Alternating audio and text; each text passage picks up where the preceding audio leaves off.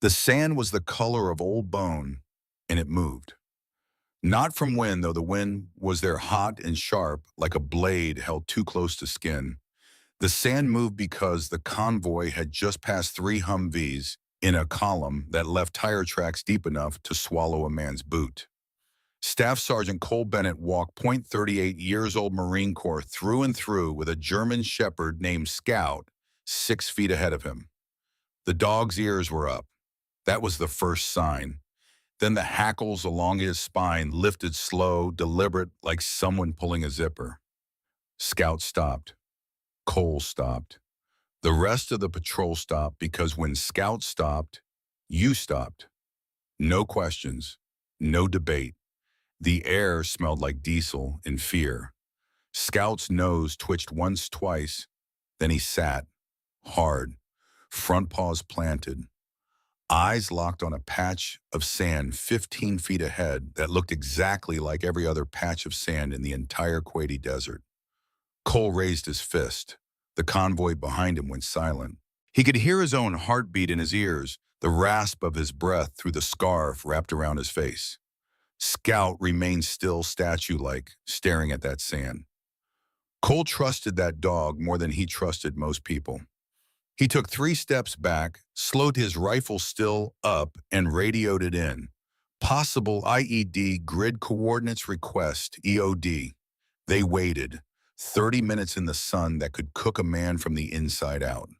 When the bomb techs arrived and brushed away the sand, they found it. Pressure plate mines, Soviet made enough explosive to turn the lead Humvee into scrap metal and the men inside into red mist. The tech looked at Scout, then at Cole, and said one word: damn. Cole knelt beside the dog, ran a hand over the shepherd's broad head, and whispered, good boy. You just saved 23 lives, you know that. Scout's tail thumped once against the sand. Quiet, controlled, the way everything about that dog was controlled. They made it back to base that night. Scout got an extra ration. Cole got a sleepless night replaying what would have happened if the dog had been wrong. But Scout was never wrong. Not once in 3 deployments. Not once in the 2 years they'd worked together. And when the helicopter took Cole out of theater 6 months later, rotated stateside after his 3rd tour, he left Scout behind with the next handler. That's how it worked. The dog stayed. The men went home. Cole thought about Scout every single day for the next 33 years. The alarm didn't go off because Cole Bennett didn't need an alarm. At 72, his body woke itself at 5 in the morning, whether he wanted it to or not. Old habits and older joints. He opened his eyes to the ceiling of a bedroom he'd slept in for 40 years, the same house he and his late wife Margaret had bought when they were young and stupid, and thought a mortgage was the hardest thing life would throw at them. The bed was too big now, had been for 5 years. He didn't think about that, didn't help to think about that. He sat up slow the way you do when your spine's held together with scar tissue and stubbornness. His knees cracked when he stood. 72 years of wear, 30 of it carrying 60 pounds of gear through deserts and jungles and mountains that didn't care whether you made it home or not. He dressed in the dark, flannel shirt, work jeans worn soft at the knees, boots that had been resoled 3 times because good boots were hard to find and harder to break in. The house was quiet except for the old furnace kicking on downstairs and the sound of his grandson Declan snoring in the room at the end of the hall. 23 years old, and he could sleep through a hurricane. Cole envied that. He made coffee in the kitchen, the same percolator he had bought at a base exchange in North Carolina in 1987. The thing was ugly as sin and loud as a chainsaw, but it made coffee that could wake the dead, and that was what mattered. He poured a cup black, no sugar, and stood at the window looking out at the backyard. Past the fence, past the alley, past the street that had more potholes than asphalt, he could see the edge of Bennett Community Garden even in the dark. Quarter acre of city land that nobody wanted until Cole wanted it. That was 12 years ago. Now it fed 25 families, more in the summer when the tomatoes came in heavy. He sipped his coffee and watched the sky start to bruise purple at the edges. Sunrise was still 30 minutes out, but he'd be in the garden by then. That's how it worked. Every morning, every single one. The clock on the wall said 5:18. Time to move. The air outside was cold enough to sting early November in North Carolina, the kind of cold that got into your bones if you stood still too long. Cole locked the front door behind him, tucked his keys into his pocket, and started walking. 8 blocks from his house on Maple Street to the garden on Dobbins Lane. He knew every crack in the sidewalk, every house, every porch light that stayed on all night because somebody inside was too scared or too tired to turn it off. This was East Riverside Falls, the part of town that didn't show up in the Chamber of Commerce brochures, the part where the roads didn't get paved and the street lights stayed broken and the police cars rolled through slow with their windows up. Cole had lived here his entire life, except for the years the Marine Corps sent him somewhere else. His daughter had grown up here. His grandson was growing up here now. And every single morning for the last 12 years. He walked these 8 blocks in the dark with a canvas bag slung over his shoulder and a thermos of coffee in his hand because the garden didn't care if it was cold or if his knee hurt or if he was 72 years old and should probably be taking it easy. The garden needed him. He passed Ms. Pearl Robinson's house on the corner of Maple and 4th. Her porch light was on. It was always on. She was 86 and lived alone and kept a baseball bat by the door because she didn't trust the police and didn't trust the neighbors. And the only person she did trust was Cole Bennett, who shoveled her walk in the winter and fixed her porch railing in the spring and never asked for a dime. He tipped his head toward her window even though he knew she couldn't see him. Respect didn't need an audience. By the time he reached Dobbins Lane, the sky was lighter, not bright, just less dark. The garden gate creaked when he pushed it open. He'd been meaning to oil that hinge for 6 months. Hadn't gotten around to it. Probably wouldn't. Some sounds were comforting. He stepped inside and closed the gate behind him. The garden stretched out in front of him, neat rows of raised beds built from scrap lumber and 2x4s he'd hauled in from construction sites. Collard greens in the back, tomatoes on the south side where the sun hit longest, bell peppers, okra, squash, cucumbers, everything labeled with wooden stakes and hand-painted signs because people needed to know what they were picking. Cole set his bag down by the tool shed and pulled out his gloves. Leather stiff with age, fingers worn thin at the tips. He knelt in the dirt, slow, careful, and checked the irrigation hoses he'd rigged up from spare parts and prayers. Everything still worked. Mostly. He tightened a connection, wiped his hands on his jeans, and stood. The sun was coming up now, orange and pale, crawling over the rooftops, in the chain-link fences, in the empty lots where nothing grew except weeds and trash. Cole watched it rise. He'd seen 1,000 sunrises, maybe more. But every single one still felt like a gift he didn't deserve. He got to work. By 8:30, the garden was awake, not just Cole. Other people showed up. They always did. Ms. Pearl hobbled over with a bag of banana peels and coffee grounds for the compost. Pastor Edwin Grant from Second Baptist pulled up in his old Buick and started weeding the okra rows without saying a word. 2 younger guys, veterans from the Iraq deployments, showed up in hoodies and work gloves and got to clearing out the dead tomato plants from the summer harvest. Nobody talked much. That was the thing about the garden. It didn't require conversation. Just hands. Just work. Just showing up. Cole moved between the rows, checking plants, pulling weeds, making notes in the little spiral notebook he kept in his back pocket. The collards were coming in strong. Another 2 weeks and they'd be ready. Bell peppers were done for the season. Squash still had some life left. He worked slow, methodical the way he did everything. No wasted motion, no wasted energy. At 72, you learn to conserve.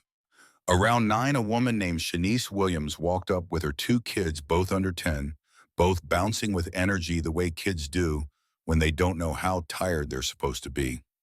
She had a reusable grocery bag in one hand. "Morning, Mr. Cole," she said. Her voice was soft, careful, like she was always apologizing for taking up space. Morning, Shanice, Cole said. He stood, brushed dirt off his knees, and walked over. You here for the greens, if that's okay.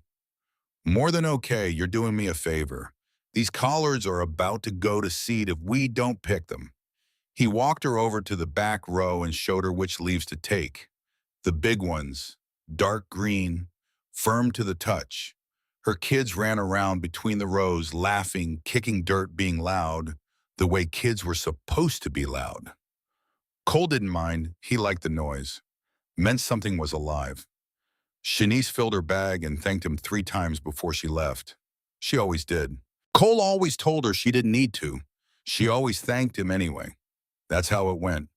By 10, he'd distributed 2 bags of bell peppers, a crate of cucumbers, and enough collard greens to feed half the block. He didn't charge. Never had. Never would. The garden wasn't a business. It was a mission. People asked him sometimes why he did it. Spent 12 hours a week on his knees in the dirt growing food he didn't sell. He never had a good answer. Or maybe he had too many answers, because the Marine Corps taught him that a mission wasn't finished until everybody got home, because his daughter died too young and his grandson needed to see that the world still had people in it who gave a damn. Because Margaret used to say that if you wanted to change the world, you started with your neighbors. He didn't say any of that out loud. He just kept planning. The meeting was scheduled for 7 o'clock on a Thursday night. Riverside Falls Town Hall, a squat brick building on Main Street with fluorescent lights that buzzed too loud and folding chairs that squeaked when you sat down. Cole didn't want to go. He hated meetings, hated the posturing, the political theater, the way people used 100 words when 10 would do. But Declan had insisted. Grandpa, they're talking about East Side, about us. You need to be there. So Cole went. He wore the same flannel shirt he'd worn to the garden that morning. Same jeans, same boots. Didn't own a suit. Didn't see the point. Declan drove them in his beat-up Honda Civic with the check engine light that had been on for 6 months. The kid was in law school, second year, working part-time at a nonprofit legal clinic and living with Cole because rent in Riverside Falls was cheap if you were okay with broken windows and gunshots on Friday nights. They parked 2 blocks away because the lot was full. That should ought have been the first sign. The second sign was the crowd. The meeting room was packed, standing room only, folding chairs set up in rows, every single one taken. People lined the walls. Cole recognized most of them. East Side faces, black, white, Latino, old, young, tired. The people who worked 2 jobs and still couldn't make rent. The people the city forgot about unless they needed someone to blame. Declan found them a spot near the back. Cole stood with his arms crossed, his cane leaning against the wall beside him. Sitting made his knee lock up. At the front of the room, behind a long table with microphones and nameplates, sat the town council. 5 people in business casual who looked like they'd rather be anywhere else. And beside them, standing arms folded, jaw tight, was Chief Raymond Hollis, 55 years old, buzz cut, going gray. Eyes like a man who'd spent his career looking for someone to hit. He'd been brought in from Atlanta 6 months ago. Modernization. The mayor called it. Gentrification, everyone else called it. Hollis stepped up to the microphone. The room went quiet. Good evening, he said. His voice was clipped, authoritative, the kind of voice that didn't expect to be interrupted. Thank you all for coming tonight. We're here to discuss a new initiative. Operation Restore Order. He clicked a remote. A projector screen behind him lit up with a map of Riverside Falls. Red zones, blue zones. The red zones covered East Side like a rash. Operation Restore Order, Hollis continued, is a comprehensive enforcement strategy designed to address quality of life crimes in high-impact areas. Loitering, public intoxication, code violations, noise complaints. We will be increasing patrols, issuing citations, and working closely with property owners to ensure compliance. Someone in the front row raised a hand. Hollis ignored them. This is about safety. This is about pride. This is about making Riverside Falls a place where families want to live. Cole felt his jaw tighten. Declan leaned over and whispered, "He's talking about kicking people out." "I know," Cole said. The public comment portion started 20 minutes later. A woman stood up and talked about how her son got stopped 3 times in 1 week for walking to work. An older man talked about getting a citation for a cracked driveway he couldn't afford to fix. A teenager talked about police sitting outside the high school like they were waiting for someone to screw up. Hollis listened with his arms crossed, didn't write anything down, didn't nod, didn't react. Then Cole stood up. The room shifted. People turned. Declan grabbed his arm. "Grandpa, you don't have to." "Yeah," Cole said, "I do." He walked to the front, slow cane, tapping the linoleum. Every eye in the room followed him. He stopped in front of the microphone, adjusted it down because whoever used it last was a foot taller, and cleared his throat. "My name is Cole Bennett," he said. His voice was rough, worn, smooth by decades of cigarettes he'd quit 20 years ago, and sand that never quite left his lungs. "I'm 72 years old. I served this country for 30 years in the United States Marine Corps, 2 tours in the Gulf, 1 in Panama. I've lived in Riverside Falls most of my life." He paused. The room was silent except for the hum of the fluorescent lights. "I've listened to Chief Hollis talk about enforcement and quality of life and making this a place where families want to live. And I've got a question." Hollis's jaw tightened.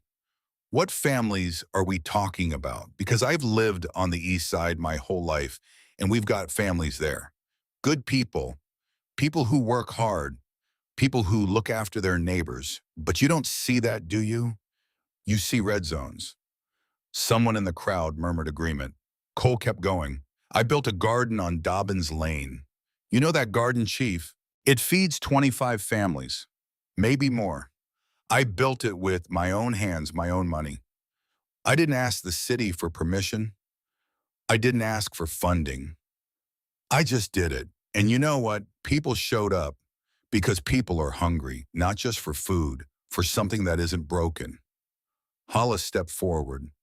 "Mr. Bennett, with all due respect." "I'm not finished," Cole said. His voice didn't rise, didn't need to. The room held its breath. "I've seen this before. Different uniforms, same playbook. You call it enforcement. We call it harassment. You call it quality of life. We call it survival. And you can dress it up with maps and PowerPoints and talk about pride, but at the end of the day, you're telling us we don't belong in our own neighborhood." He stepped back from the microphone. The room erupted.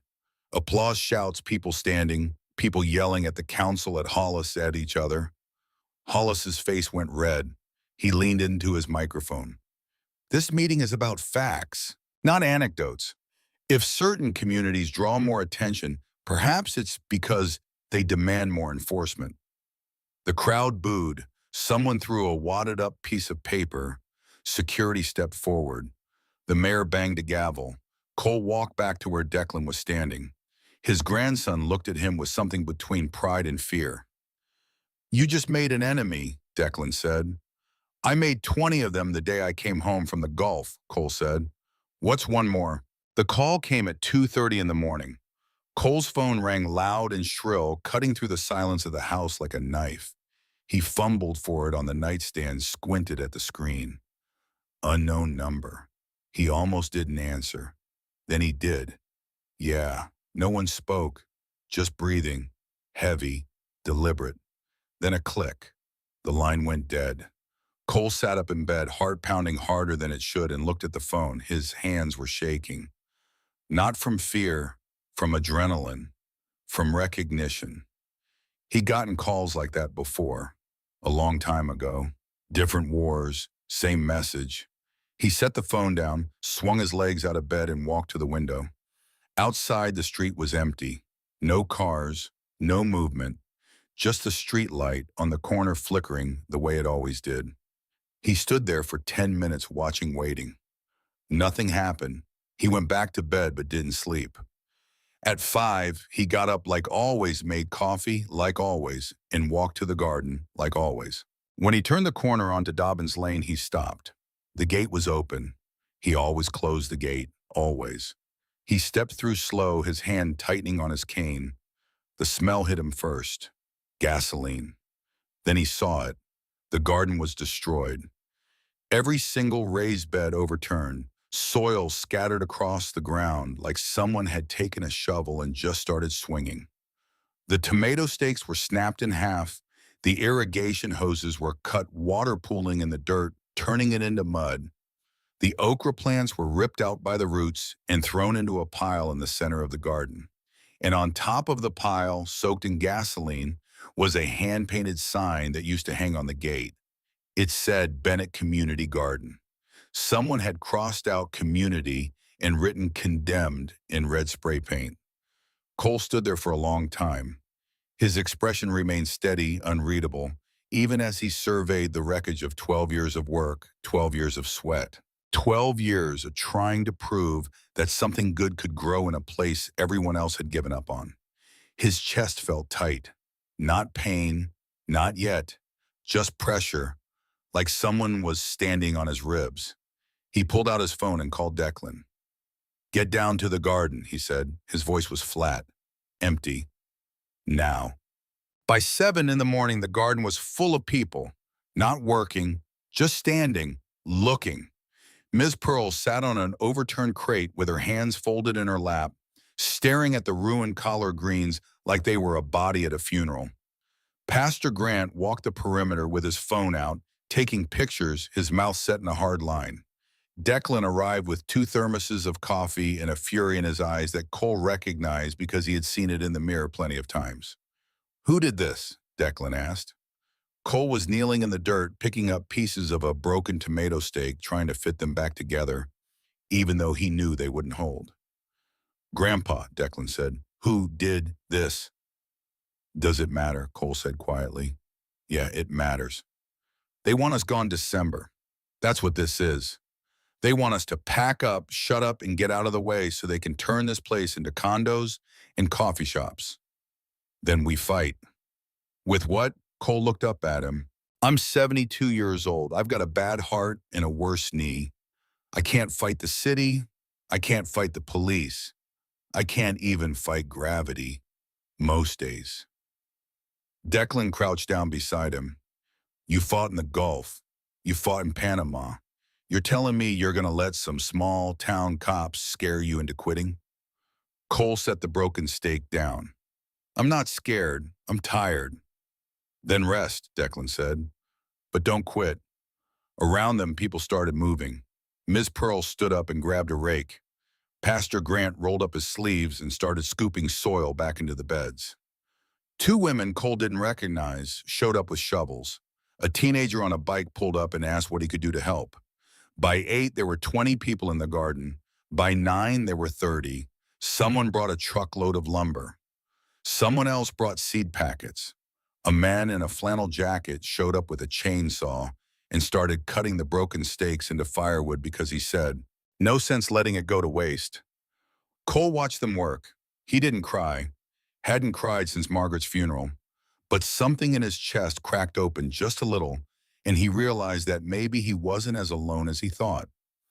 He picked up a shovel and got to work. The cruiser rolled up at 11:30, slow, deliberate, like it had all the time in the world. Black and white, Riverside Falls Police Department logo on the door. Light bar on top. It stopped at the curb, engine idling. Cole saw it from across the garden, but kept working, his focus locked on the soil. The driver's door opened. Officer Derek Vaughn stepped out. 36 years old, 6'2", blonde hair buzzed short, mirrored sunglasses even though the sun was behind the clouds. He wore his uniform like armor. Tactical vest, radio on his shoulder, hand resting on his belt close to the gun. He walked through the gate like he owned the place. Behind him, the back door of the cruiser opened. A German shepherd jumped down. Lean, muscular, tan and black coat, ears up, eyes sharp. The dog moved with precision, controlled every step, deliberate. Cole froze, not because of Vaughn, because of the dog. Vaughn stopped in the center of the garden, looked around at the people working, and smiled. It wasn't a friendly smile. Busy morning, and he said. His voice was smooth, casual, like he was commenting on the weather. Pastor Grant straightened up from the okra row. Can we help you, officer? Just making sure everything's in order, Vaughn said. We've had reports of suspicious activity in this area. Suspicious like gardening, Mrs. Pearl said. Her voice was sharp as a knife. Vaughn turned to her, still smiling. Suspicious like distribution. Distribution of vegetables, Declan said. He stepped forward, phone in his hand. Which last I checked isn't a crime. Vaughn's smile faded. He looked at Declan the way you look at a stain on your shirt. And you are his grandson, Declan said, nodding toward Cole. Law student, second year. You want to tell me what statute we're violating? Vaughn ignored him. He turned to Cole, who was still standing in the dirt with a shovel in his hands. Mr. Bennett, Vaughn said, we've received multiple complaints about this property. Drug activity, loitering, nuisance violations. Cole met his eyes without answering, his expression unreadable. From who? Anonymous tips. Anonymous, Cole repeated. Right. Vaughn walked closer. The dog followed, silent, focused, watching Cole with an intensity that made the air feel heavier. I'm going to need to inspect the premises, Vaughn said. You got a warrant? Pastor Grant asked. Don't need one. This is city property, public space. I've got full authority. Cole set the shovel down, slow, deliberate. Then inspect. Vaughn started walking through the rows, hands in his pockets, looking at the beds, the tools, the bags of vegetables stacked by the shed. The dog stayed close to him, nose down, scanning. Cole watched. So did everyone else. The garden went quiet except for the sound of Vaughn's boots on the dirt. He stopped at the folding table near the gate where Cole kept the harvest bags. Brown paper sacks, each one labeled with a name.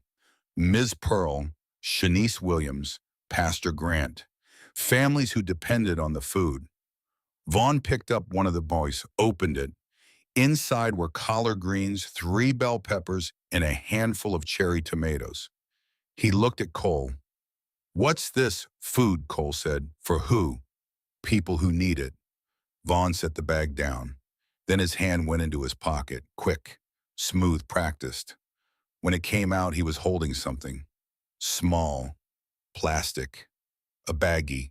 He dropped it into the sack. Then he lifted the bag again, shook it, and out tumbled the vegetables in the baggie, white powder inside. Cocaine, or something that looked like it. The garden exploded, voices shouting, people stepping forward, phones coming out. Declan was recording. So was Pastor Grant. So were 3 other people. Vaughn held up the baggie like a trophy. Well, he said, looks like we've got a problem. Cole remained silent, offering no resistance, just looking at Vaughn with the kind of calm that only comes from seeing worse things in worse places. You planted that, he said. That's a serious accusation, Mr. Bennett. It's the truth.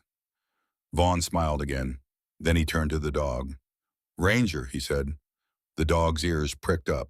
Target. The command was sharp, clear, unmistakable. The German shepherd's muscles coiled. His eyes locked onto Cole. The crowd stepped back. Declan moved forward, but Pastor Grant grabbed his arm. Ranger took one step toward Cole, then another. His lips pulled back, showing teeth. A low growl rumbled in his chest. Cole held his position, kneeling, one hand still against the mesh where he had been working. He looked at the dog. Really looked. And something in those eyes, something in the way the shepherd moved, the way he held his head, the way his ears tilted forward. It was familiar. Ranger stopped 3 feet away. The growl faded. His ears twitched, tilted. He tilted his head, the way dogs do when they're confused when something doesn't add up. Vaughn's smile slipped. Ranger, he said again, sharper. Target. The dog remained still. Ranger. The dog sat, not slow, not hesitant, just sat right there in the dirt, still on Cole, but the tension in his body was gone. The crowd gasped. Phones were everywhere now, recording, streaming, capturing every second. Vaughn's face went red. What the hell? Cole stepped forward. Slow, careful. He knelt down and his knees screamed, but he didn't care. He was eye level with the dog now. Ranger's tail twitched. Once. Twice. Cole reached out slow and let the dog smell his hand. Ranger's nose touched his palm. Sniffed. Then the dog leaned forward just a little and pressed his head against Cole's chest. Cole's breath caught. He could feel it. The weight. The warmth. The same way Scout used to do it 33 years ago in the desert when the day was done and the danger had passed. He whispered, so quiet only the dog could hear. I know you, he said. I know your eyes. Vaughn grabbed Ranger by the collar and yanked him back. The dog yelped, surprised, but didn't resist. Vaughn's jaw was tight, his face red, his hands shaking as he clipped the leash onto Ranger's harness. Mr. Bennett, Vaughn said, his voice cold and clipped. You're under arrest. The crowd erupted. Shouts protest, people stepping forward. Declan was yelling something about rights, about evidence, about illegal searches. Ms. Pearl was on her phone calling someone, her voice shaking. Pastor Grant stepped between Vaughn and Cole, his hands up. Officer, you can't. Step back, Vaughn said. His hand went to his belt. Not the gun. The cuffs. Cole stood slowly, using his cane for leverage, and held up one hand. It's okay, he said. His voice was calm, too calm, the kind of calm that comes right before a storm. It's okay, he said again, looking at Declan. Let it play out. Grandpa, no, Declan. Cole's voice was firm, final. Let it play out. Vaughn pulled Cole's arms behind his back. The cuffs clicked shut, cold metal too tight digging into his wrists. Cole's cane fell to the ground. Vaughn didn't pick it up. You're being charged with possession of a controlled substance and obstruction of justice, Vaughn said loud enough for everyone to hear. You have the right to remain silent. I know my rights, Cole said quietly. Vaughn walked him to the cruiser. The crowd followed, phones out, voices, raised a wall of witnesses. Cole remained silent. Vaughn opened the back door and pushed Cole inside. The seat was hard plastic. No handles on the doors. No way out. Through the window, Cole could see Declan, his face pale, his phone pressed to his ear. Probably calling a lawyer. Probably calling someone who could help. But Cole wasn't thinking about that. He was thinking about the dog. Ranger was sitting in the front seat now, behind the mesh partition, staring back at Cole with those same eyes. The same eyes Scout had. The same focus. The same recognition. Vaughn climbed into the driver's seat, slammed the door, and turned the key. The engine roared to life. As the cruiser pulled away from the curb, Cole looked back at the garden one last time. The people were still there, still standing, still watching. And for just a second, he let himself believe that maybe, just maybe, this wasn't over. The holding cell smelled like sweat and disinfectant and something sour that Cole couldn't identify and didn't want to. The walls were cinder block, painted gray, scuffed and dented from years of angry fists and desperate shoulders. A metal bench ran along one side. A toilet sat in the corner with no seat and a permanent rust stain. The fluorescent light overhead buzzed like a trapped insect. Cole sat on the bench, hands folded in his lap, and waited. He had been processed. Fingerprints, mugshot, personal effects confiscated, including the small bottle of nitroglycerin tablets he kept in his shirt pocket. When he'd asked for them back, the booking officer, a kid who looked about 19, had shrugged and said, "You'll get them when you're released." "I need them now," Cole had said. "I've got a heart condition." The kid had looked at him like he'd heard that line 1,000 times. "Yeah, sure, everyone's got a condition. You'll get them when you're released." Now Cole sat in the cell and felt a tightness starting in his chest. Not pain, not yet, just pressure. A warning. He closed his eyes and tried to slow his breathing. In through the nose, out through the mouth. 4 counts in, 4 counts out. It helped. A little. Time passed. He didn't know how much. There was no clock, no window, just the fluorescent buzz and the distant sound of voices echoing down the hallway. Eventually footsteps, heavy boots on linoleum. The cell door clanked open. Officer Vaughn stood in the doorway, arms crossed, that same smug smile on his face. "Comfortable?" he asked. Cole didn't answer. Vaughn stepped inside. The door stayed open, but two more officers stood outside watching. "You know what I think, Mr. Bennett," Vaughn said. "I think you're a relic, a fossil. You're standing in the way of progress and you don't even know it."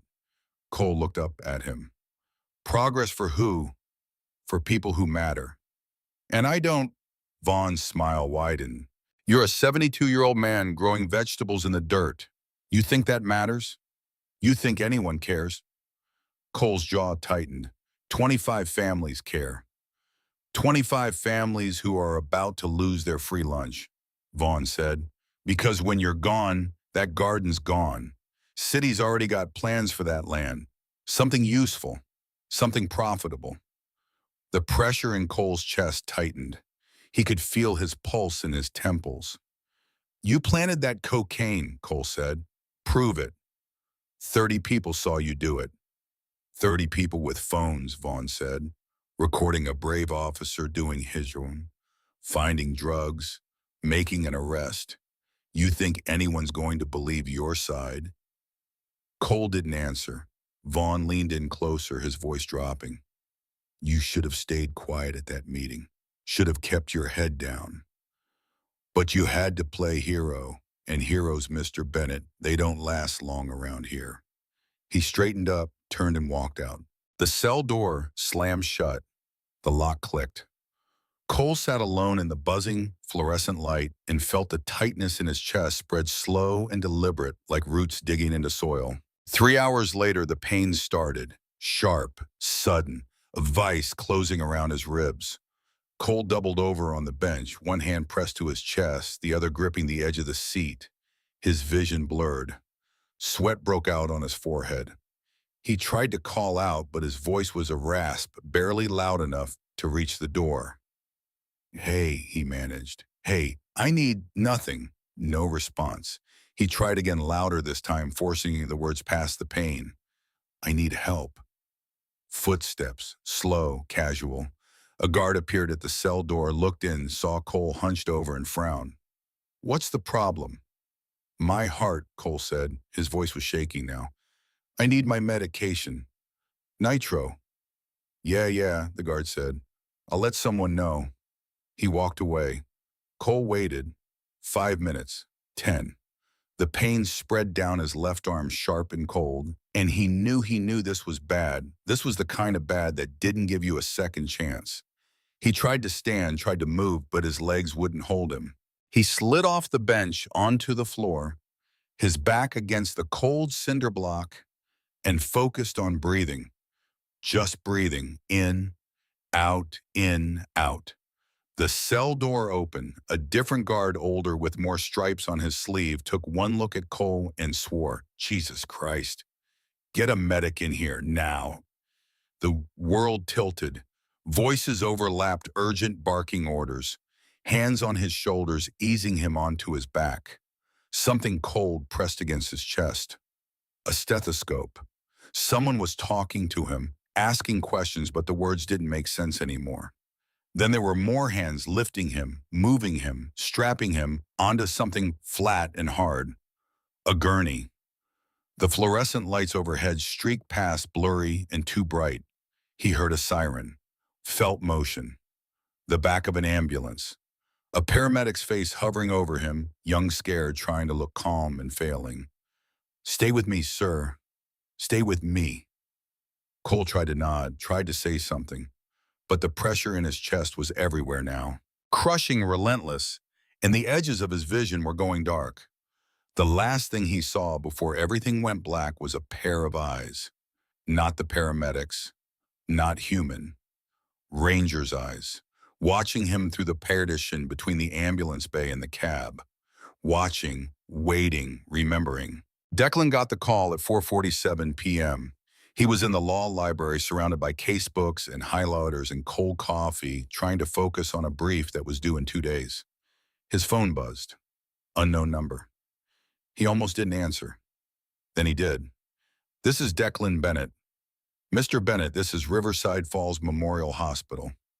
Your grandfather, Cole Bennett, was brought in by ambulance approximately 30 minutes ago. He's in critical condition. The words didn't land at first. They hung in the air, weightless, meaningless. Then they hit. What happened? Declan's voice cracked. Myocardial infarction. Heart attack. He was in police custody. They're working on him now, but you should get it here. Declan was already moving. Books forgotten. Backpack left on the table. He ran. The hospital was 6 miles away. He made it in 8 minutes. Parked in a fire lane. Didn't care, didn't lock the car. Just ran through the sliding doors into the emergency room. His heart pounding so hard he thought it might give out too. Cole Bennett, he said to the woman at the desk. Where is he in? She looked at her computer, clicked, frowned. He's in surgery, 3rd floor, ICU waiting room. Declan took the stairs 2 at a time. When he reached the 3rd floor, he saw them. 2 police officers standing outside the ICU doors, watching, waiting. One of them was fucking. Declan stopped. His hands balled into fists. You, he said. Vaughn turned his face unreadable. Mr. Bennett, you did this, Declan said. His voice was shaking. You arrested him. You denied him his medication. You... I followed procedure, Vaughn said. Procedure? Declan stepped closer. He told you he had a heart condition. He told you he needed his pills, and you left him in a cell to die. He's not dead, Vaughn said. Yet. The word hung between them, heavy and sharp. Vaughn's jaw tightened. You want to file a complaint? Mr. Bennett, there's a process for that. Until then, I suggest you step back. Declan didn't step back. He stepped forward, close enough to see the flicker of something in Vaughn's eyes. Not guilt, not quite, but something. My grandfather is the best man I've ever known, Declan said quietly. And if he dies because you wanted to prove a point, I will spend every single day for the rest of my life making sure you pay for it. Vaughn didn't respond, didn't blink, just stood there, hand resting on his belt, the picture of authority. Declan turned and walked into the waiting room. It was empty except for a television mounted in the corner, playing the news on mute, and a vending machine that hummed in the silence. He sat down in a plastic chair that was too small and too hard and put his head in his hands. And for the first time since his parents died 16 years ago, Declan Bennett let himself cry. The surgery took 4 hours. When the doctor finally came out still in scrubs, his mask pulled down around his neck, Declan stood so fast the chair scraped across the floor. How is he? Oh, the doctor's face was tired. Stable for now. We performed an emergency angioplasty. There was significant blockage in his left anterior descending artery. We placed a stent. He's lucky to be alive. Can I see him? He's in recovery, sedated. It'll be a few hours before he wakes up. I'll wait. The doctor nodded, started to turn, then stopped. Mr. Bennett, I need to ask. Was your grandfather denied medical care while in custody? Declan's throat tightened. Yes. The doctor's jaw set. That's going to be in my report. Good, Declan said. The doctor left. Declan sat back down, pulled out his phone, stared at the screen for a long time. Then he dialed. The voice that answered was sharp professional. Rebecca Walsh, Riverside Observer. Ms. Walsh, Declan said. My name is Declan Bennett. I think you're going to want to hear this story. Outside in the parking lot, Officer Derek Vaughn sat in his cruiser engine, running hands gripping the wheel. Ranger was in the back seat, silent, watching. Vaughn's phone buzzed. A text from Chief Hollis. One word. Update, Vaughn typed back. Handled. But his hands were shaking. And when he looked in the rear-view mirror, all he saw were the dog's eyes. Staring, judging, remembering. Cole woke to the sound of machines. Steady beeping. A ventilator hissing. The antiseptic smell of a hospital room that had seen too many people come and go. His chest felt heavy like someone had parked a truck on it and forgotten to move. His throat was dry raw from the intubation tube they'd pulled out an hour ago. He tried to move his arm and felt the tug of an IV line. Tried to speak and managed only a rasp. The room swam into focus slowly. White walls, a window with the blinds half closed, a monitor displaying numbers he didn't understand but knew weren't good. And beside the bed, slumped in a chair with his head tilted back against the wall, mouth open, was Declan. Asleep, still wearing the same clothes from yesterday. Cole watched his grandson sleep and felt something crack open in his chest that had nothing to do with the heart attack. The kid looked so much like his mother. Same dark hair, same stubborn jaw, same way of carrying the weight of the world and shoulders too young to hold it. Margaret used to say that about their daughter too. Said she worried too much, cared too hard, burned too bright. She'd been right. Their daughter had died in a car accident when Declan was 8. Drunk driver, wrong place, wrong time, wrong everything.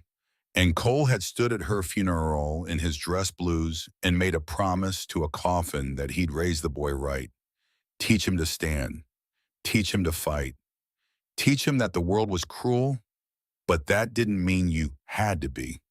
He'd kept that promise, mostly. Now the kid was in law school fighting for people who couldn't fight for themselves, and Cole had nearly died in a jail cell over a bag of vegetables and somebody else's cocaine. Some example he was. Cole tried to sit up. Pain shot through his chest, sharp and immediate. He gasped. Declan jerked awake, eyes wide, and was on his feet before Cole could tell him to stay put. "Grandpa." Declan's voice was hoarse. "Don't move. Just don't move. I'll get the nurse." "I'm fine," Cole rasped. "You're not fine. You had a heart attack. They put a stent in. You almost died." "Almost doesn't count." "Jesus Christ," Declan muttered. He pressed the call button, then grabbed the plastic cup of water from the bedside table and held the straw to Cole's lips. "Drink." Cole drank. The water was lukewarm and tasted like plastic, but it soothed his throat enough to talk. "How long?" 18 hours. You've been out since the surgery." "The garden. Still standing. People are keeping it going. Miss Purr's organizing shifts." Cole nodded. That sounded like Pearl. Vaughn, Declan's face darkened. "Still walking around with a badge, but not for long." "Dec, I talked to a reporter, Rebecca Walsh. She's investigating. And there's something else." Declan pulled his phone from his pocket, hesitated, then set it on the bed beside Cole's hand. "Someone came to see me. Last night, a cop." Cole frowned. "Who?" "Officer James Caldwell. Young guy. Rookie. He said he couldn't stay quiet anymore." Declan unlocked the phone, pulled up a video file, and pressed play.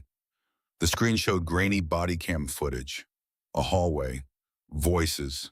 Chief Hollis and Officer Vaughn standing outside what looked like a locker room. The timestamp read 2 days before the garden incident. Hollis was speaking, his voice low but clear. "I want the Bennett problem handled, quietly. No headlines, no martyrs." Vaughn's voice. "What do you want me to do?" "Pressure him, legal pressure. Make it hurt, make it personal. And if he doesn't fold, we escalate." "How far?" A pause, then Hollis, cold and deliberate.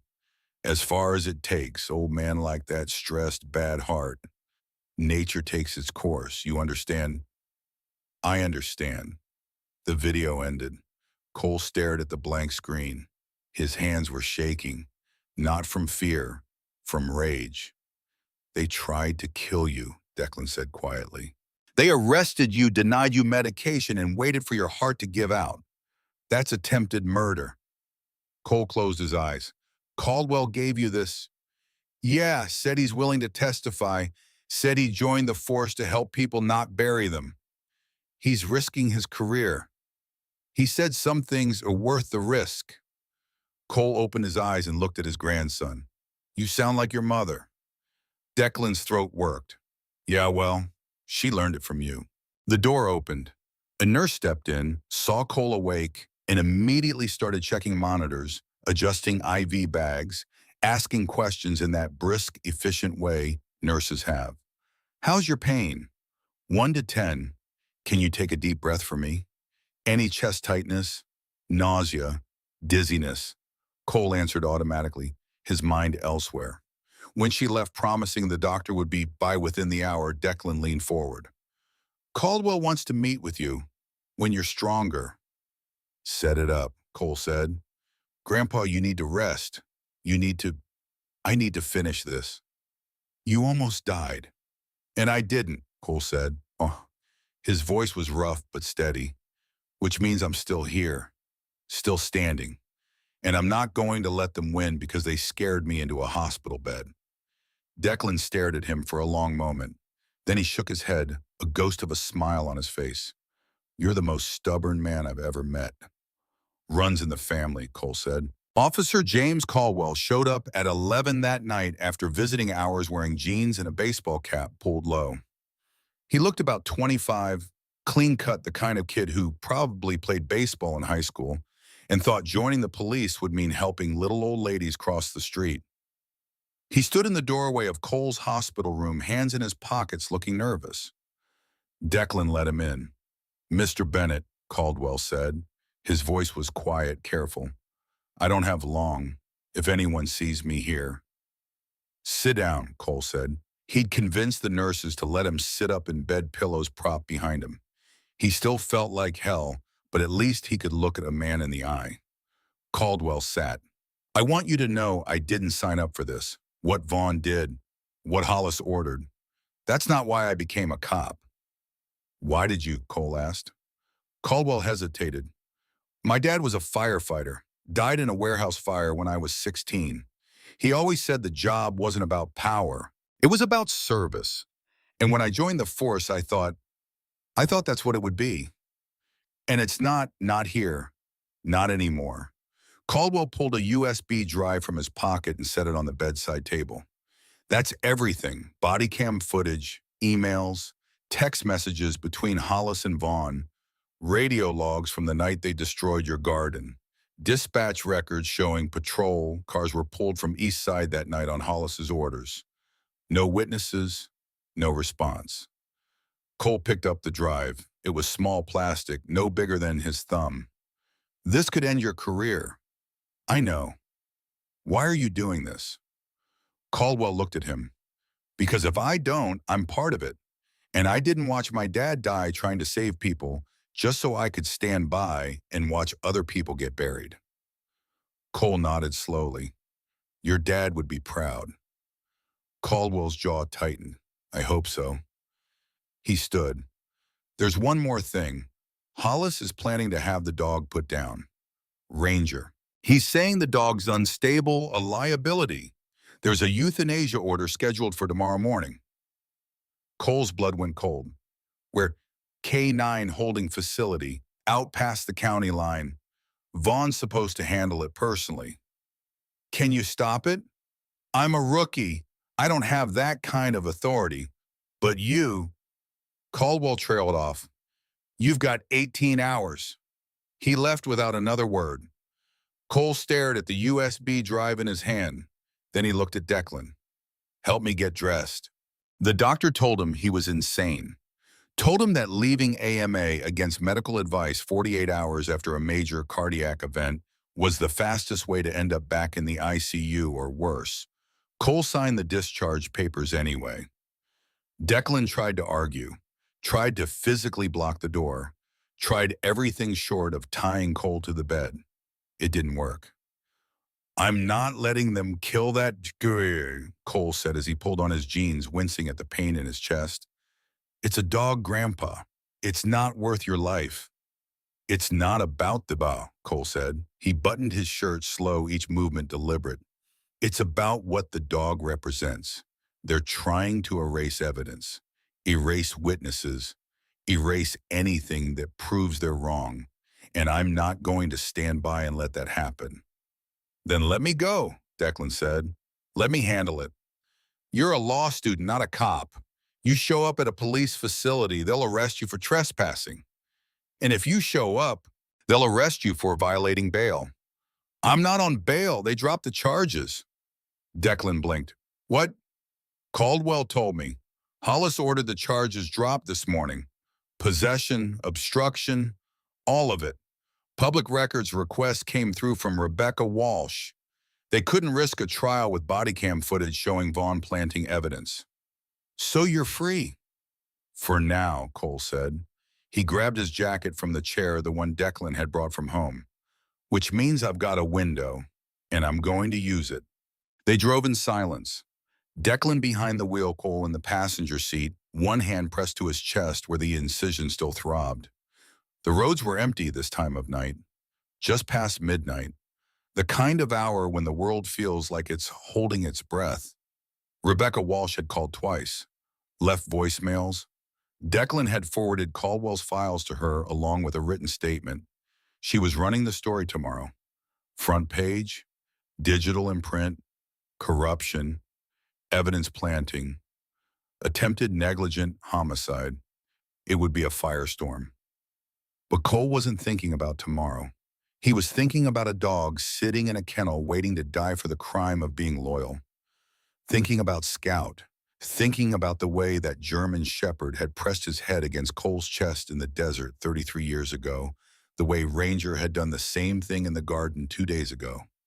Thinking about promises made and promises kept. Declan broke the silence.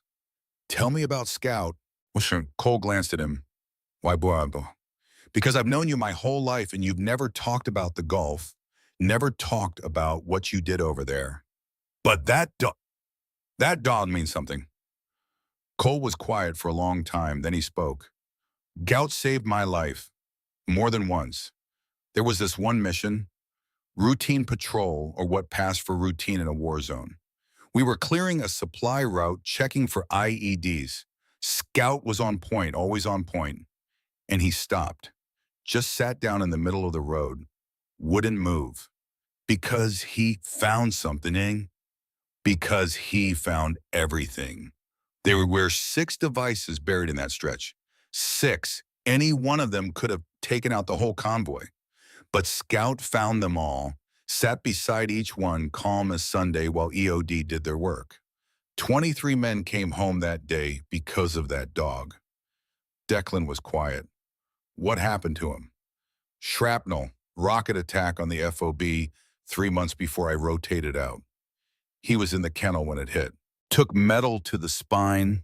They tried to save him, but Cole trailed off. He died doing his job. And Ranger's got Scout's eyes, Cole said. Same bloodline, same training, same instinct. And when he sat down beside me in that garden, it wasn't because he was confused. It was because he remembered. Not me, but what I represent. Handler, ally, pack. That's not possible. I've seen things in my life that aren't possible, Cole said, but they happened anyway. The flashback came without warning. One moment Cole was in the car watching the road. The next he was somewhere else, somewhere hot. The memory hit like a fist. He was 37 years old, standing outside a field hospital in Panama, 1989, waiting while they worked on a Marine who'd taken a round to the gut during a firefight in the Canal Zone. The Marine's name was Thomas Vaughn, tall kid, blonde hair, blue eyes, 23 years old and a K9 handler. His dog, a Belgian Malinois named Reaper, had been shot too. Didn't make it. Thomas had carried the dog's body 2 miles through hostile territory because he refused to leave him behind. Cole had been assigned to escort Thomas back to base after they patched him up. They'd ridden in the back of a Humvee, neither of them talking, both covered in blood that wasn't entirely their own.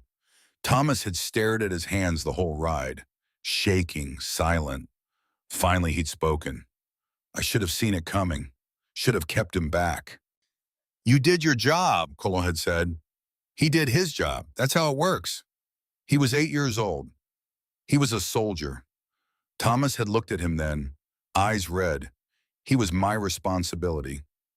And you honored that. You brought him home. Thomas had nodded, but Cole saw it in his eyes, the guilt, the weight, the kind of weight that didn't lift just because someone told you it wasn't your fault. They'd kept in touch after that. Letters, occasional phone calls.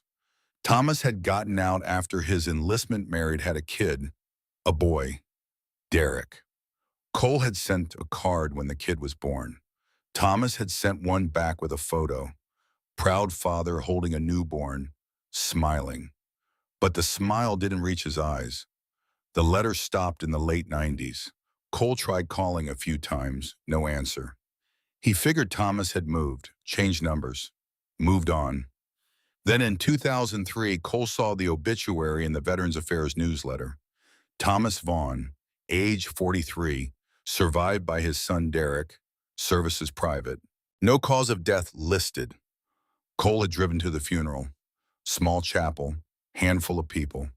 He'd stood in the back, paid his respects, and left before anyone could ask who he was.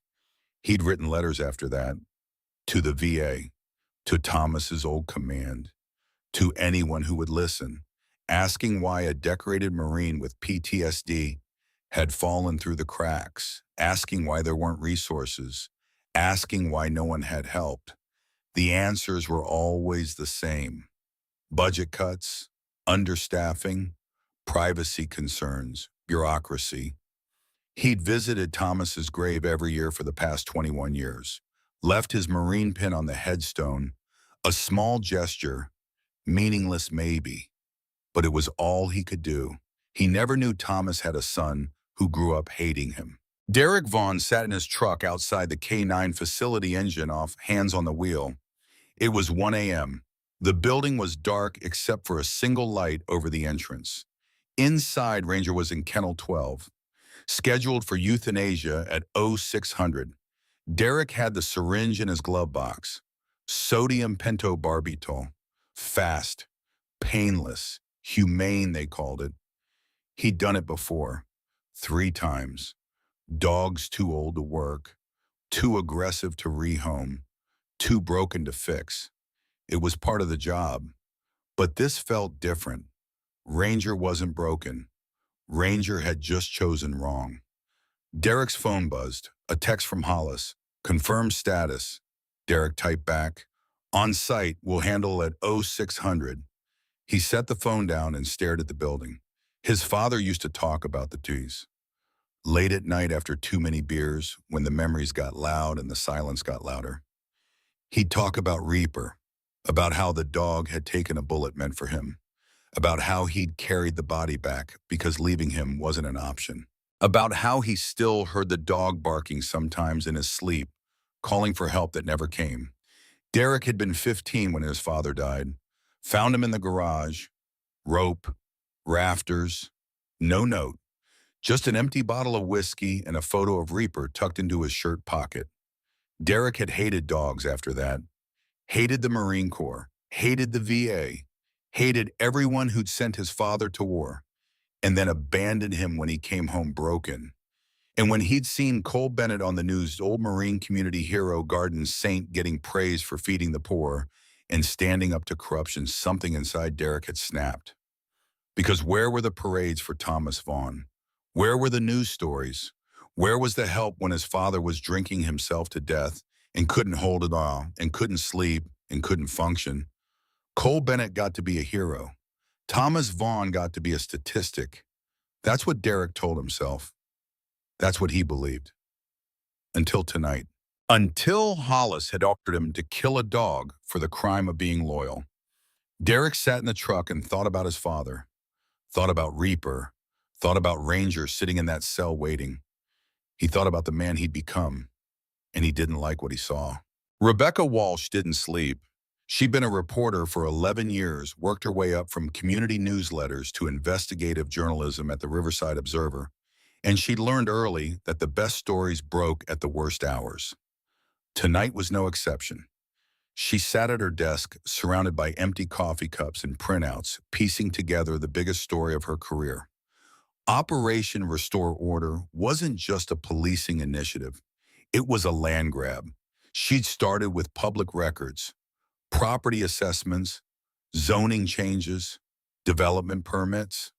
The data was all there buried in city council minutes and planning board meetings that no one attended. 6 months ago, a company called Brightside Development, LLC, had quietly purchased options on 12 parcels of land in East Riverside Falls. Low-income housing, small businesses, community spaces, including the lot where Bennett Community Garden sat, market value $4.2 million. Purchase price offered to the city $800,000. The city had stalled. Too much public resistance, too many people who'd fight it. So Brightside had pivoted. If they couldn't buy the land clean, they'd make it dirty. Operation Restore Order was designed to do exactly that. Increase crime statistics, increase code violations, increase the perception that East Side was a problem that needed solving. And once public opinion shifted, once the neighborhood looked unsalvageable, the city council would approve the sale. Gentrification wrapped in law and order. Rebecca traced the money. Brightside Development was a shell, registered in Delaware, owned by another shell, owned by another. But at the end of the chain, 3 names appeared on the board of directors. One of them was Raymond Hollis's brother-in-law. She sat back in her chair and rubbed her eyes. This was it. Corruption, conspiracy, attempted murder. And the evidence was solid. Caldwell's body cam footage, financial records, emails. She could publish tomorrow. Front page. Digital blast. It would be national by noon. But there was one more piece she needed. She picked up her phone and dialed. Declan answered on the second ring. Ms. Walsh, where's your grandfather driving? Driving where? A pause. The K-9 facility. They're planning to euthanize Ranger tomorrow. He's going to stop it. Rebecca's pulse quickened. Alone. I'm with him. Declan, listen to me. Hollis knows I'm running this story. If Cole shows up at that facility, Hollis will see it as a threat. He'll escalate. What do you mean escalate? I mean your grandfather could end up dead and it'll look like an accident and... Silence on the line. Then Declan's voice tight. What do we do? You keep him safe. I'll make sure the story goes live the second anything happens. Insurance. And if that's not enough, Rebecca looked at the documents spread across her desk. The evidence, the timeline, the scope of what Hollis had been willing to do. Then we hope your grandfather is as tough as everyone says he is. The K-9 facility sat 15 miles outside Riverside Falls, a low cinder block building surrounded by chain link fence and gravel. 4 kennels, 2 storage units, 1 small office, no lights except the fixture over the door. Declan pulled the car into the lot and killed the engine. This is a bad idea, he said. Cole opened the door. Noted. Grandpa, stay in the car deck. If something happens, you call Rebecca. You call Caldwell. You call 911, but you don't get involved. You understand, I'm not letting you go in there alone. You're a law student. You've got a future. I'm a 72-year-old man with a stent in my heart and nothing left to lose. Now stay in the car. Cole stepped out before Declan could argue. The air was cold sharp, cutting through his jacket like it had a personal grudge. He walked toward the entrance, each step deliberate, his chest tight but manageable. The door was unlocked. He pushed it open. Inside. The facility smelled like disinfectant and wet fur. A hallway stretched ahead, lined with kennel doors. From behind one of them, he heard a bark. Low, controlled, familiar. He followed the sound. Kennel 12. The door was steel mesh. Through it, he could see Ranger lying on a concrete floor, head on his paws, ears up. Alert. Watching.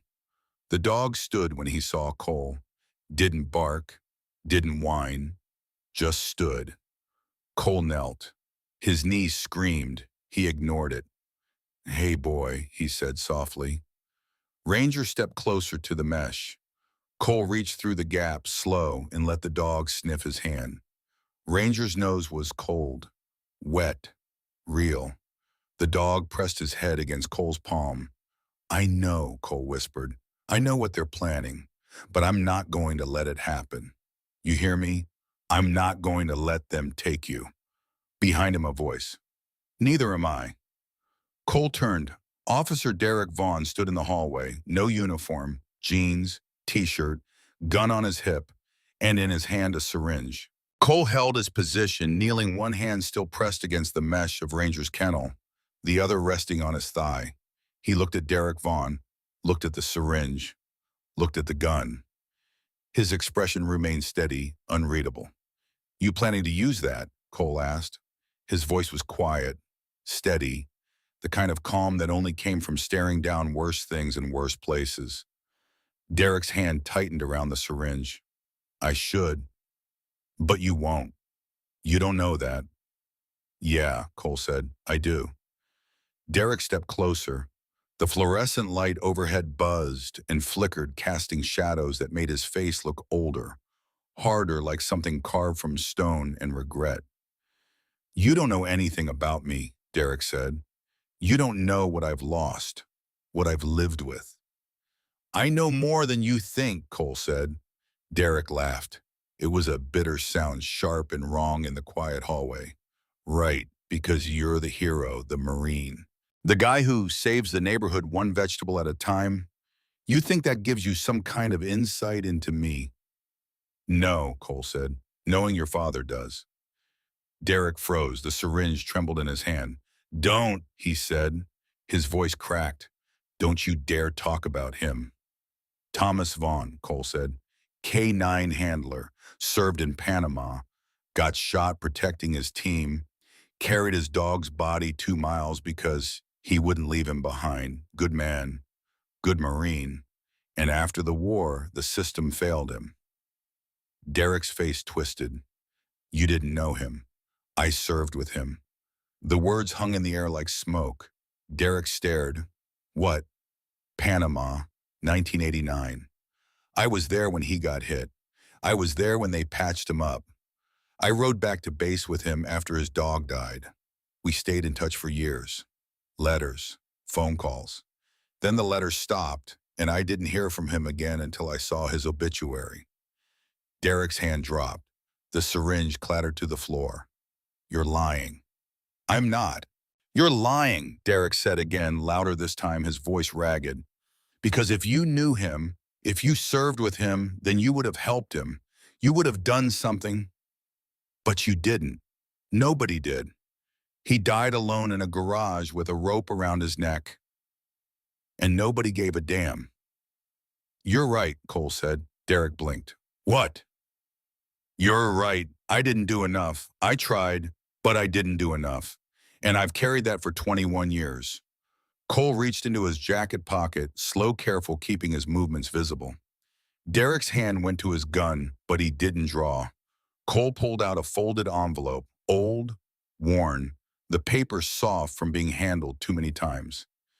He held it out. Read it, Cole said. Derek didn't move. Read it, Cole said again. Derek stepped forward and snatched the envelope.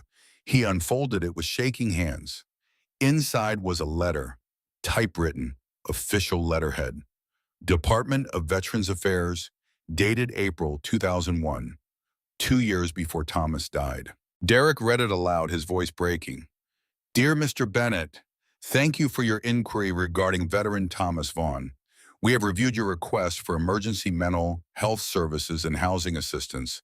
Unfortunately, due to current resource limitations and eligibility requirements, we are unable to approve your request at this time. We encourage Mr. Vaughn to reapply through standard channels. Sincerely, blah, blah, blah. Derek looked up. His eyes were wet. You tried to get him help. I tried, Cole said. I wrote to the VA. I wrote to his old command. I wrote to congressmen. I made phone calls. I showed up at offices, but I couldn't get through. The system wouldn't let me. And by the time I found out where he was living, by the time I tracked down an address, he was already gone. Derek's hands were shaking so badly the letter fluttered like a flag in wind. Why didn't you tell me? I didn't know you existed. Not until I saw you at the garden. Not until I saw your name on your badge and put it together. Derek stared at him. I've spent my whole life hating people like you. Heroes. The ones who got the parades. The ones who came home and got to be whole while my dad came home and fell apart. I didn't get a parade, Cole said quietly. I got PTSD and a medical discharge and a wife who died too young and a grandson I'm raising because his parents are dead. Nobody comes home whole, Derek. We just come home, and then we figure out how to live with what we brought back. Derek sank against the wall, slid down until he was sitting on the floor, the letter still clutched in his fist. I don't know how to live with this, he whispered. Cole stood slow, his knee protesting, his chest aching.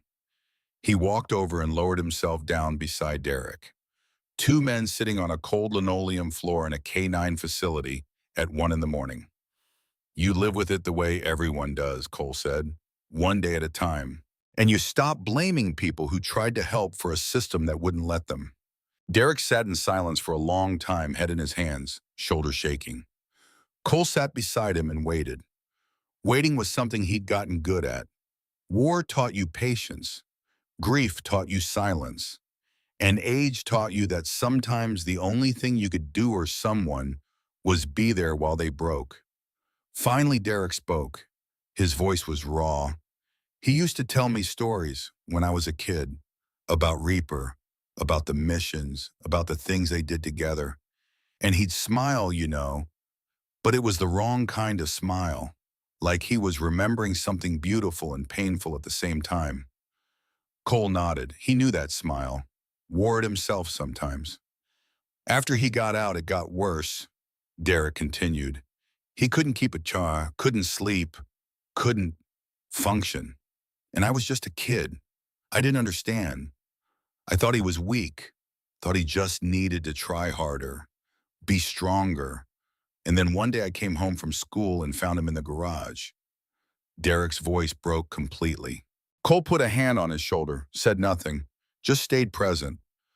I became a cop because I thought it would make sense of it, Derek said. Thought if I could be strong, be in control, be the kind of man he couldn't be, then maybe it would mean something. But all I've done is become the thing I hated, hurting people, planting evidence, following orders that I knew were wrong because it was easier than standing up. He looked at Cole. And then you showed up, old, stubborn, refusing to quit. And I hated you for it, because you were everything my father should have been, everything I wanted him to be, and it wasn't fair. Your father was a hero, Cole said. He just didn't get to be one long enough. How do you know? Because he saved his team, because he carried Reaper home, because he kept trying to be a good man even when the world made it impossible. That's heroism. It doesn't stop being heroism just because it ends badly. Derek wiped his eyes with the back of his hand. I don't know how to fix what I've done. You start by stopping, Cole said. You stop following Hollis. You stop planting evidence. You stop pretending that cruelty is strength. And then you do the next right thing, and then the next, and you keep going until the good outweighs the bad. It won't erase what you did, but it's a start. Derek was quiet for a moment, then he reached into his pocket and pulled out his phone. He stared at it, then he dialed. Officer Caldwell, he said when the line connected. It's Vaughn. I'm at the K-9 facility. I need you to bring backup. I'm turning myself in. 20 minutes later, the parking lot was full of headlights. 3 patrol cars. Caldwell in the lead. 2 other officers Cole didn't recognize. And in the back seat of Caldwell's cruiser, a laptop open, Rebecca Walsh typing furiously. Caldwell stepped out of his car, hand near his weapon, eyes scanning. He saw Derek sitting on the ground outside the facility entrance, hands on his head, saw Cole standing beside him, saw the open kennel door and Ranger sitting calmly at Cole's feet. What happened? Caldwell asked. He turned himself in, Cole said. Says he's ready to testify against Hollis. Caldwell looked at Derek. That true, Derek nodded. His face was red, streaked with tears, but his voice was steady. Everything. The drug plant, the orders to stress Bennett, the land grab, all of it. I'll testify. I'll give you recordings. I'll give you everything. Caldwell pulled out his cuffs. Derek Vaughn,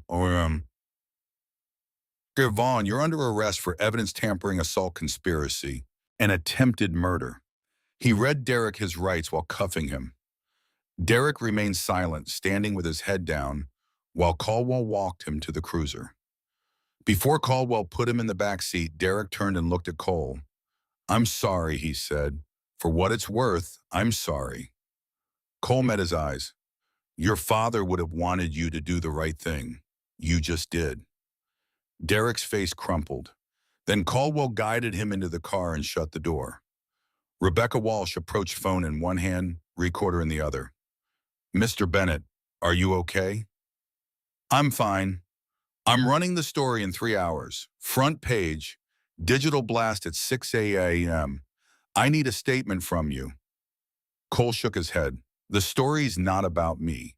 It's about the people in East Side who've been getting crushed by this for months. Talk to them, not me. Rebecca smiled. You're a better man than most, Mr. Bennett. I'm just tired, Cole said, and I want to go home. Caldwell walked over. Ranger's leash in his hand. What do you want me to do with the dog? Cole looked down at Ranger. The German shepherd looked back calm, alert, waiting. I'll take him, Cole said. Caldwell hesitated. He's police property. He's a living thing who deserves better than being put down for doing his job. Caldwell looked at the dog, looked at Cole, then he handed over the leash. Paperwork got lost. Far as I'm concerned, you found a stray. Cole took the leash. Ranger stood and moved to his side, close enough to touch. Protective, loyal, home. Declan appeared from the car, running over, eyes wide. Grandpa, are you? I'm fine, Dec. You're insane. Probably, Cole said. He looked at his grandson. Let's go home. The story broke at 6 a.m. Eastern Standard Time. Front page of the Riverside Observer. Digital edition. Print edition. Social media blast. Corruption exposed, Riverside Falls police chief. Orchestrated land grab evidence. Planning attempted murder. Rebecca Walsh's byline. 2,000 words. Photos, documents, body cam footage, stills. By 7, it was trending statewide. By 8, national outlets were picking it up. CNN, MSNBC, Fox.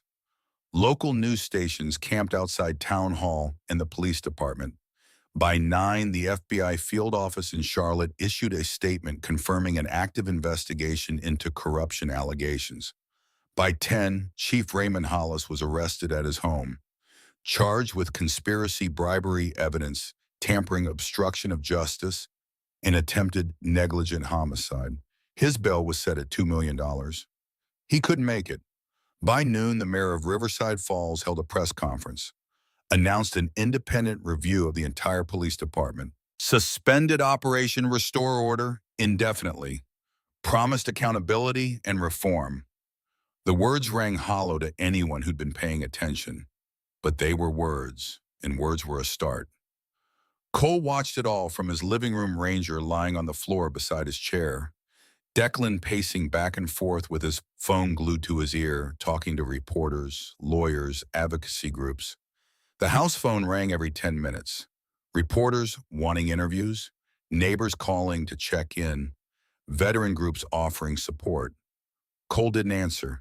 He just sat there, one hand on Ranger's head, and watched the world catch fire over something he'd just been trying to survive. Ms. Pearl showed up at noon with a casserole. Pastor Grant showed up at 1 with half the congregation. By 2, there were 15 people in Cole's small living room talking, planning, organizing. Someone suggested a community meeting. Someone else suggested a march. Someone brought up filing a class action lawsuit against the city. Cole listened, nodded, said very little. At 3, Declan sat down beside him. You okay? Tired, Cole said. You keep saying that.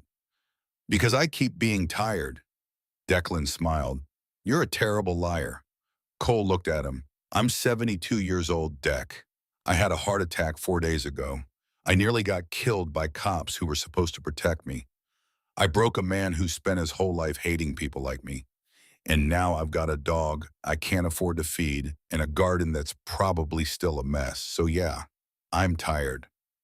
But you want... Nobody wins this kind of fight. You just survive it. Declan was quiet for a moment. Then he said, Mom would have been proud of you. Cole's throat tightened.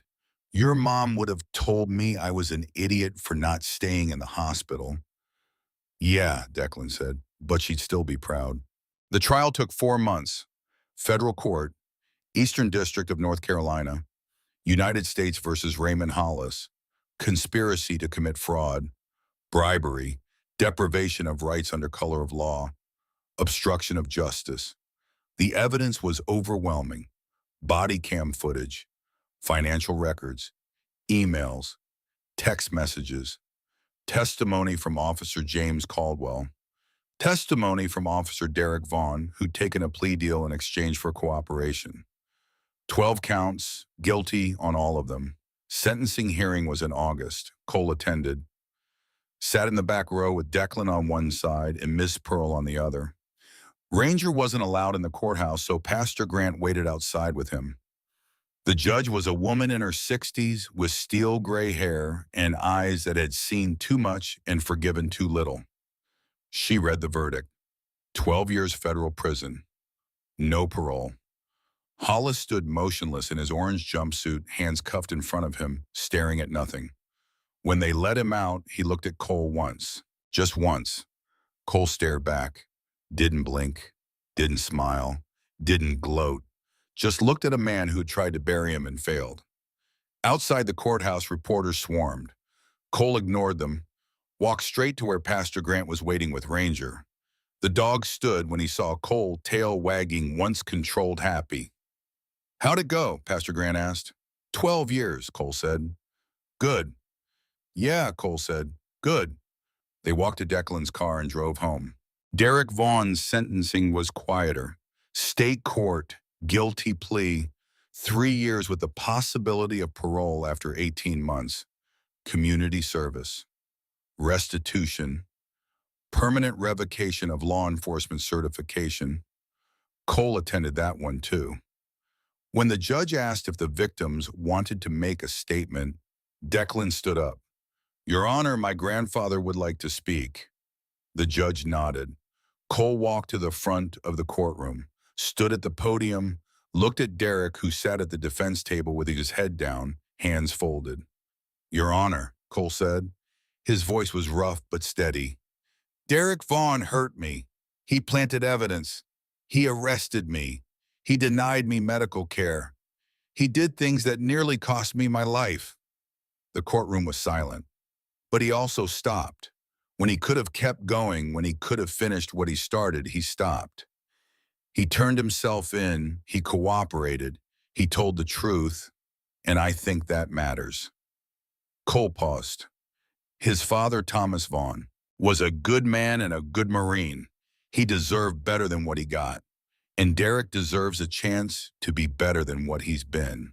So I'm asking this court to show leniency, not because what he did was okay, but because people can change, and I think he will. Cole sat down. Derek looked up. His eyes were red. He mouthed 2 words. Thank you. The judge considered. Then she spoke. Mr. Vaughn, you're receiving the minimum sentence in large part because of Mr. Bennett's statement. I suggest you spend your time in custody thinking about the kind of man you want to be when you get out. This court is adjourned. When they led Derek out, he stopped beside Cole's row. I'll visit my dad's grave, he said. I'll tell him you tried. Cole nodded. He'd like that. 6 months later, the garden looked different, better, expanded. The city council had voted unanimously to grant the land in perpetuity to the community protected status. No development allowed. A local nonprofit had donated funds for new irrigation, raised beds, a tool shed, and a small pavilion with picnic tables. The entrance had a new sign, hand-painted, beautiful. Scouts Garden, in memory of service, in honor of survival. Beneath it, a bronze plaque with two names: Scout 1989 to 1993, Military Working Dog Thomas Vaughn 1966 to 2003, United States Marine Corps. Cole stood in front of the plaque at Sunrise Ranger at Isaba and read the names like a prayer. The garden was full these days. 30 families now, maybe more.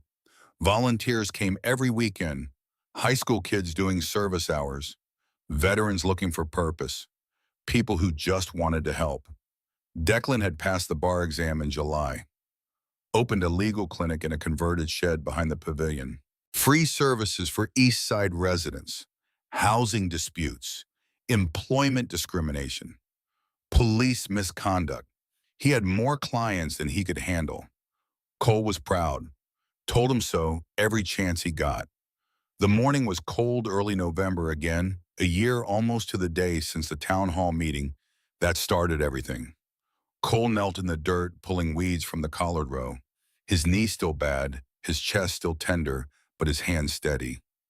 Ranger lay nearby, watching the gate alert, protective, always on duty. Footsteps on gravel. Cole looked up. A young man stood at the entrance, mid-20s, short hair, haunted eyes, military bearing even in civilian clothes. Iraq or Afghanistan, Cole guessed. The kind of posture you didn't lose. The young man hesitated. Is this? Can anyone work here? Cole stood, brushed dirt from his knees. Anyone who wants to. I don't know anything about gardening. Neither did I when I started. The young man shifted his weight, looked at the ground. I just got out. 6 months ago. Medical discharge, and I don't know what to do with my days anymore. Cole knew that look, had seen it in mirrors, in the faces of men at the VA, in Thomas Vaughn's eyes more than 30 years ago. He walked over to the tool shed and pulled out a shovel, walked back and held it out. You start here, Cole said. You put your hands in the dirt, you plant something, you water it, you watch it grow, and while you're doing that, you figure out what comes next. The young man took the shovel, his hand shook slightly. That's it. That's it, Cole said. Roots grow from dirt. Everything else grows from roots. The young man nodded, walked over to an empty bed, knelt down, started digging. Cole watched him for a moment. Then he went back to his weeding. Around them, the garden woke up. Ms. Pearl arrived with compost. Pastor Grant pulled up with a truck full of seedlings. 3 teenagers on bikes showed up asking what needed doing. A mother with 2 kids started harvesting bell peppers. The sun climbed higher. The air warmed. And the work continued the way it always did, the way it always would. At noon, Cole sat on the bench under the pavilion, Ranger beside him, a thermos of coffee in his hands. Declan walked over from the clinic, sat down, handed him a sandwich. Busy morning, Declan said. Always is, Cole said.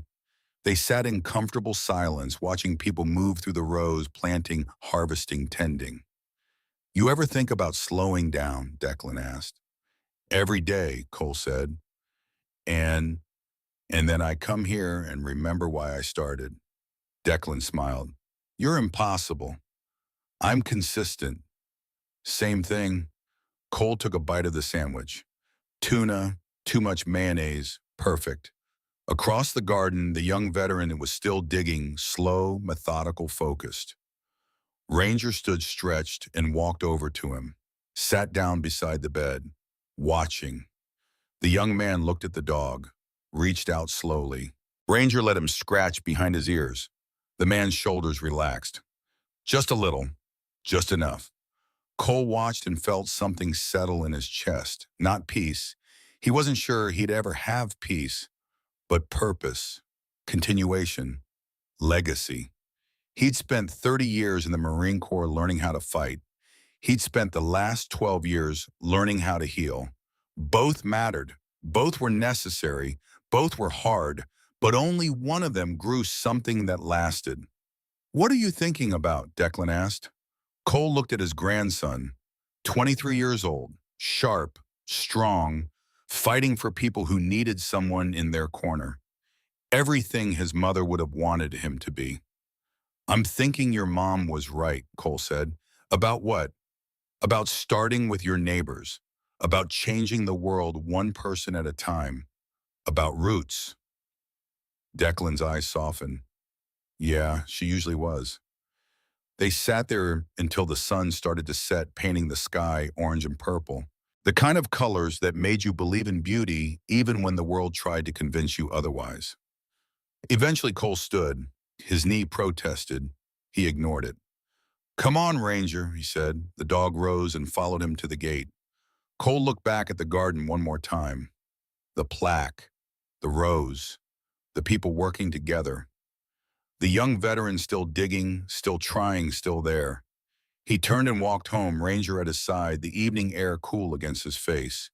Behind him, the garden kept growing, roots deep in soil, strong enough to weather storms, strong enough to last. And on the bronze plaque beside the entrance, as the last light of day touched the letters, a single phrase caught the sun.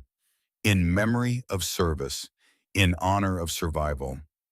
Some things didn't need to be louder than that.